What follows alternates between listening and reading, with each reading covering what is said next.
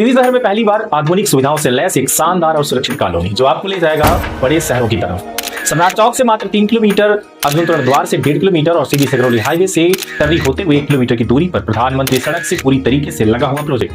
Colony की विशेषता की अगर बात की जाए तो 35 फीट की शानदार रोड, मजबूत नाली निर्माण, व्यवस्थित बिजली पोल लाइन और भव्य सुरक्षित एंट्री गेट। हर एक प्लाट पर 30 फीट की चौड़ी सड़क, प्रवेश द्वार से प्लाट तक की रोड तक 35 फीट की शानदार रोड, निवेश का सुनहरा अवसर।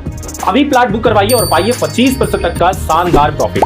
घर बनाने या निवेश दोनों के हिसाब से बेहतरीन विकल्प। मात्र 475 रुपए वर्ग फीट प्लाट उठाइए।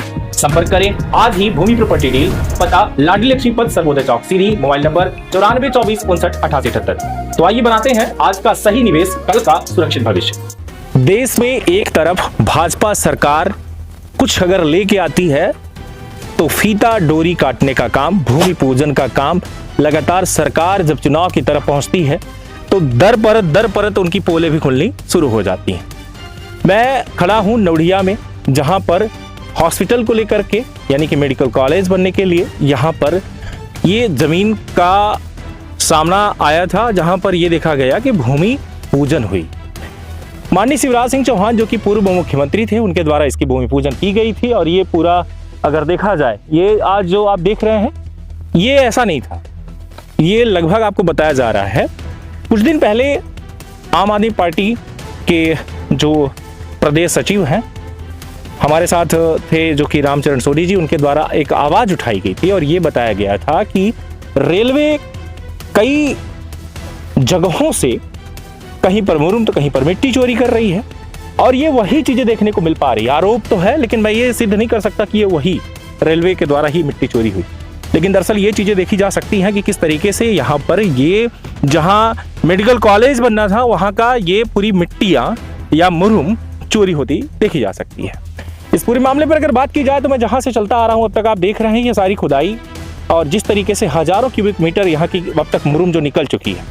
अब इस पूरे मामले पर अगर बात की जाए तो हम जहाँ खड़े हैं यहाँ हजारों टन, हजारों क्यूबिक मीटर यहाँ की जो मुरुम निकल चुकी है वो कहाँ गई, इस बात की अगर बात की जाए तो खनिज विभाग या जिला कलेक्टर जो है वो बोलने के लिए तैयार नहीं होंगे।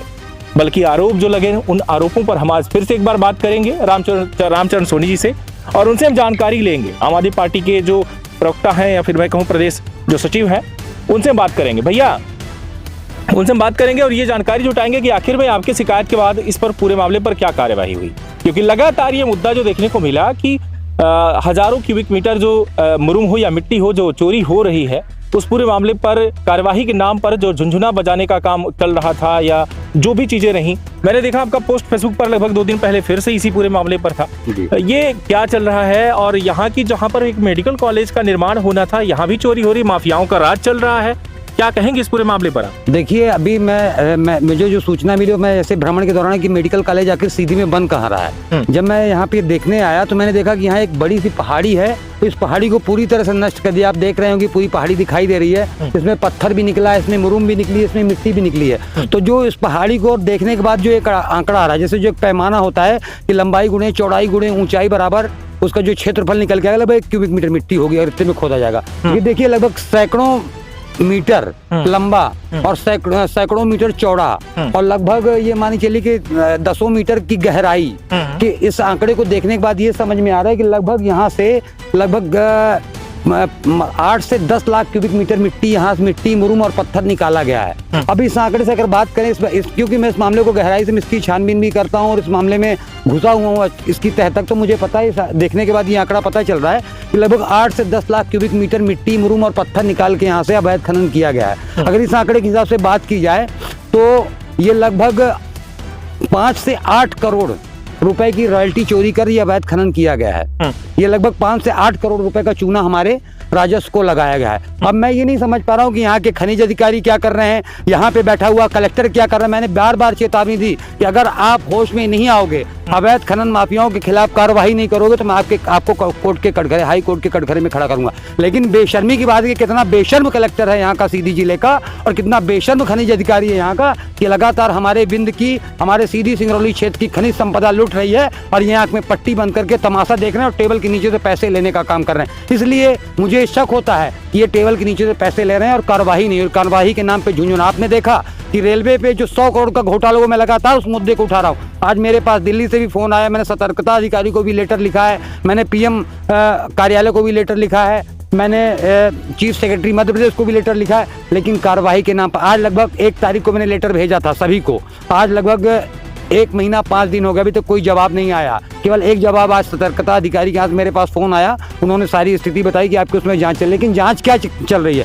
100 करोड़ का रेलवे के नाम पर घोटाला करने के बाद ना तो एक भी मशीनरी जब्त हुई और ना ही झुंझुना के नाम पे बता दिया कि 6 करोड़ 70 लाख रुपए की रॉयल्टी जमा हुई। मैं कहता हूं कि 100 करोड़ की रॉयल्टी चोरी हुई है तो उसका 100 करोड़ 94 करोड़ कहाँ के? 94 करोड़ प्लस उसके साथ में 30 गुना जो उसका जुर्माना होता है पर्यावरण क्षति का और रॉयल्टी चोरी का जो जुर्माना तो वो 30 गुना होता है। तो 100 करोड़ की रॉयल्टी चोरी और उसका 3000 करोड़ रुपए जुर्माना, वो कहाँ है? इनकी मशीनरी जो जब्त की गई वो कहाँ है? मतलब ये कहा जा सकता है कि इसमें ये चोर चोर मौसेरे भाई वही वाली कहानी है। मैं बता रहा हूँ, उधर मैंने बताया कि 100 करोड़ की रॉयल्टी चोरी का घोटाला हुआ और आप सामने देखिए कि मेडिकल कॉलेज के नाम पर लगभग 8 से 10 करोड़ रुपए की अवैध खनन कर रॉयल्टी चोरी की गई। आखिर ये किसका संरक्षण है? क्या यहाँ के स्थानीय विधायक का संरक्षण है? क्या यहाँ के स्थानीय सांसद का संरक्षण है? या कि हमारे बिंद से आने वाले जो मध्य प्रदेश के डिप्टी सीएम है राजेंद्र शुक्ला का संरक्षण? आखिर कार्रवाई हो क्यों नहीं रही है? आखिर ये हमारे बिंदु को जब तक छलनी नहीं कर देंगे तब तक मानेंगे नहीं क्या? हमें लगता है कि ऐसे बेशर्म कलेक्टरों को और ऐसे बेशर्म अधिकारियों को कालर पकड़कर घसीट कर निकालना पड़ेगा और जनता को मैदान में आना पड़ेगा, तब हमारी खनिज संपदा बच पाएगी। तो ये उनका कहना तो ये है कि हम लास्ट में इनसे ले लेंगे, ये जितना अब तक खुदाई हो रही है उसके बाद हम इनसे ले लेंगे। कहना क्या चाह रहे हैं कि पहले हम किसी का मर्डर कर देंगे, बाद में उसको संजीवनी देके जिंदा कर देंगे, ऐसा कहीं होता है? उनका कहना तो आज एक गरीब आदमी, मुझे बताइए कि एक गरीब आदमी अगर अपने ट्रैक्टर से एक ट्रॉली मिट्टी लेके जाता है तो आप उसका ट्रैक्टर जब्त कर लेते हो, राजसाज कर देते हो, उसके ऊपर 2.5 से 5 लाख रुपए तक का जुर्माना लगाते हो। तो ये दो ही राजनीति और दोहा ये आपका क्या कहते 2 तरह का कानून नहीं चलेगा। तो उद्योगपतियों के लिए आपके लिए अलग कानून है और एक गरीब के लिए अलग कानून है। सबसे पहले नियम ये होता है कि आपको अगर कहीं खनन करना है, मिट्टी मुरुम या पत्थर निकालना है तो उसके लिए बाकायदे आपको आवेदन करना पड़ेगा खनिज विभाग में। आवेदन के बाद टीम गठित होगी, टीम आएगी, बताएगी कि आपको इतने बाई का इतना एरिया आपको दिया जाता है और आप इसमें खनन करिए, 30 की रॉयल्टी होगी, ये जमा करिए। उसके बाद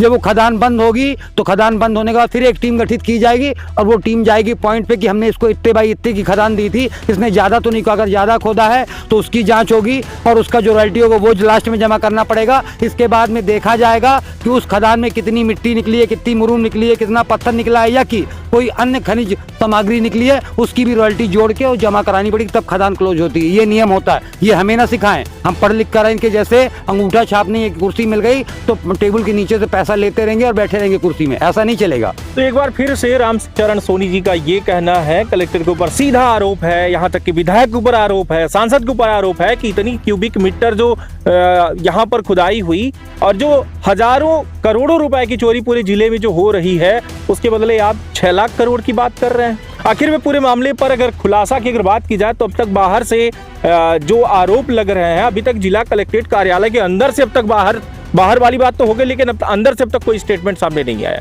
इस पूरे मामले पर अगर बात की जाए तो ये सिर्फ चोरियां हो रही हैं, लगातार ये आरोप भी लग रहे हैं, लेकिन ये सच्चाई भी है। मतलब ये नहीं कहा जा सकता। तरंग न्यूज पर आप देख रहे हैं किस तरीके से टोटल यहाँ पर जो है खुदाई हुई, विजुअल में आपने देखा। और बगल में कैमरामैन को मैं कहूंगा राकेश थोड़ी उधर दिखाओ, ये यहाँ पर आप देख रहे होंगे कि ये पुलिस कॉलोनी है, बगल में ही पुलिस कॉलोनी है। कुछ ही दिन पहले यहाँ पर यानी 2 साल के करीब हो गया, यहाँ पर जो पूर्व मुख्यमंत्री है शिवराज सिंह चौहान जी के द्वारा इसकी उद्घाटन हुई थी। इसी जगह पर उद्घाटन हुआ था, या उद्घाटन कहूं या भूमि पूजन कहूं, भूमि पूजन हुआ, शिलान्यास हुआ कि हम यहाँ पर मेडिकल कॉलेज बनाएंगे। लेकिन कहाँ है मेडिकल कॉलेज? 2 सालों से अब तक इंसान ढूंढ नहीं पा रहा है। यहाँ आने पर बस चोरियां ही देखने को मिल पा रही है। अच्छा, इस पूरे मामले पर तो जो है ये है ही।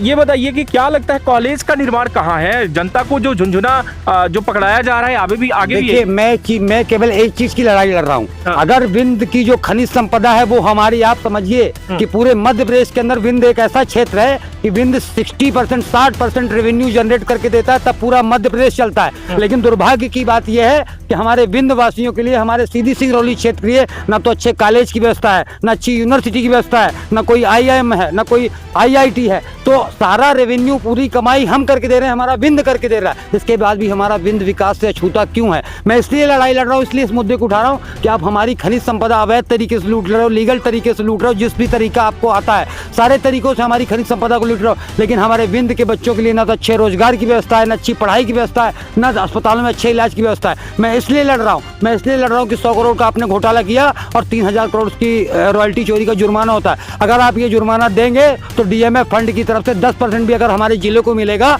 तो हमारे जिले के, सीधी जिले के स्कूल अच्छे होंगे, कॉलेज अच्छे होंगे, अस्पताल अच्छे होंगे, हमारे लोगों को अच्छा इलाज मिलेगा, हमारे आने वाली पीढ़ी को अच्छी पढ़ाई की सुविधा मिलेगी। मैं इसलिए लड़ रहा हूँ, इसलिए कुर्बानी दे रहा हूँ। मुझे बहुत सारी लालच दी गई कि आप इतने लाख रुपए ले लो, कि ये ले लो, वो ले लो। मैंने ठुकरा दिया। जिसकी रिकॉर्डिंग मेरे पास रखे, जिसने मुझे लालच दी है उसकी रिकॉर्डिंग मेरे पास है। अगर लोग अभी ये भी सोचते हैं कि रामचंद्र सोनी 1 महीने से गायब है, कुछ मुद्दे पे अवैध खनन का मुद्दा उठाया लेकिन गायब है, लेकिन मैं उन्हें बता दूं कि मैं एक बारीकी से इस मुद्दे पे पूरा लगा हुआ हूं और इस मुद्दे को अंजाम तक लेकर जाऊंगा, लड़ाई लड़ूंगा। और एक चीज और बता देना चाहता हूं कि किसी की इतनी औकात नहीं है कि रामचरण सोनी को खरीद ले।